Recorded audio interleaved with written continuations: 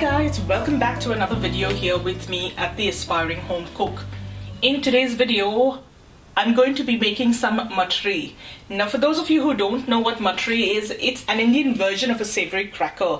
These are like little puris that are crisp on the outside, but texture-wise they're super crumbly, and I flavored them with coarsely cracked black pepper and some carom seeds or ajwan. So this Mathri is perfect for your Diwali thali or platter.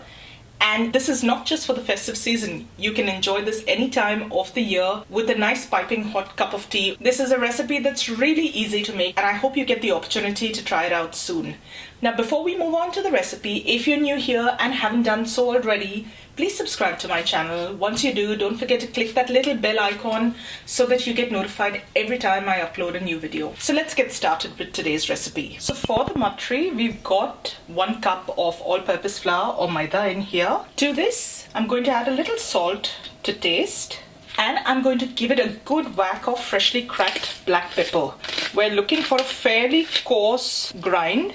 Again, this is to taste, so I'm going to leave it at that for now, and once I mix everything through, if I think I need to add more, I'll put some more in then. And to add some amazing flavor, I've got about half a teaspoon of ajwan or carom seeds. I'm just lightly going to rub that between the palms of my hand to release the flavors and add that in there. We're just going to give this a good mix. And to this, we're going to add 1/4 cup of warm ghee or clarified butter.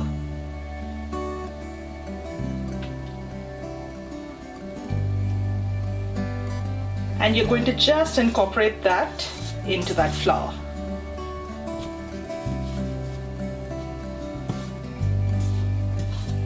You can use a spoon if you'd like first, because this ghee has to be a little warm. Be careful while you're using it.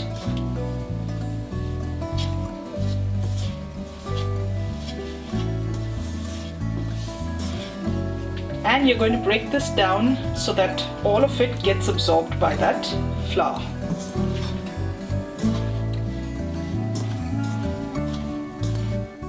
Once that ghee has mixed through the flour, you're going to add small amounts of water and knead this to form a smooth yet slightly stiff dough. So literally a couple of spoons of water at a time to begin with.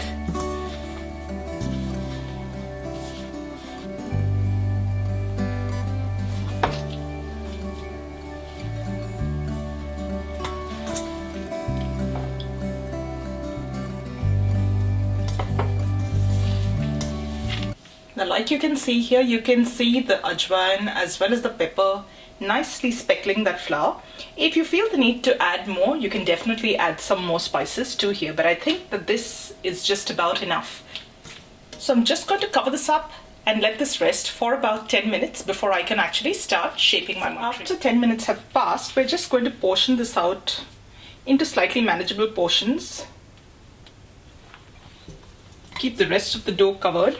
Now there's 2 ways you can do this. You can roll this out into one big disc, use a cookie cutter and cut them up into smaller discs, or use the traditional way, which is portion them out into small balls like this and roll them out individually, and that's what I'm going to be doing today. So I'm just going to start off with a few portions. Now while you do this, it's a good idea to get your oil on the stove and heat it up to deep fry. Again, we're going to keep the rest of the dough covered while we work on each individual portion.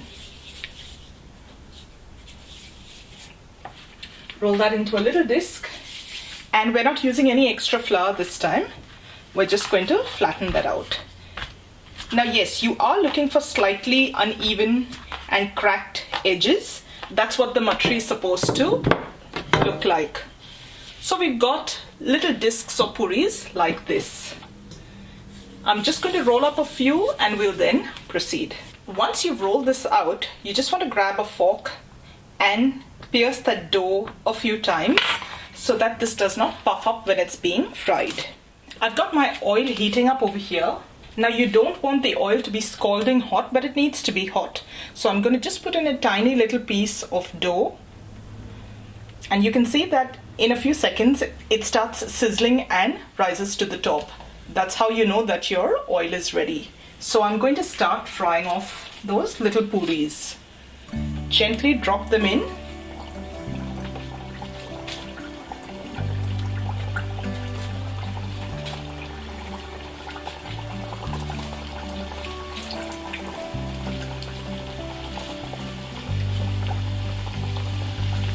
And you're going to let them fry off on a medium heat. You don't want to rush things. These puris are slightly on the thicker side, so they've got to cook through and turn a nice golden brown. So till then, you're going to let these fry. And once they've had a few minutes in that oil, carefully turn them over. So you need them to brown nicely on both sides.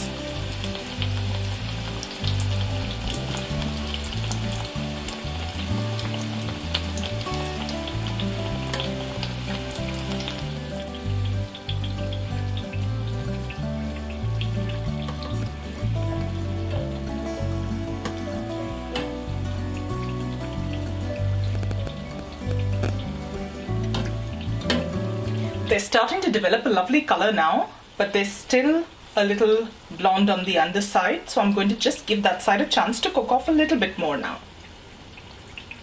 And like you can see, we've got a nice golden brown color going. I am going to take this off right now because it will continue to cook just for a little bit and I don't want it to go too dark. So we're going to drain off any excess oil and take them out on some kitchen paper to absorb any excess oil. And you're going to continue frying the rest of your puris in this manner.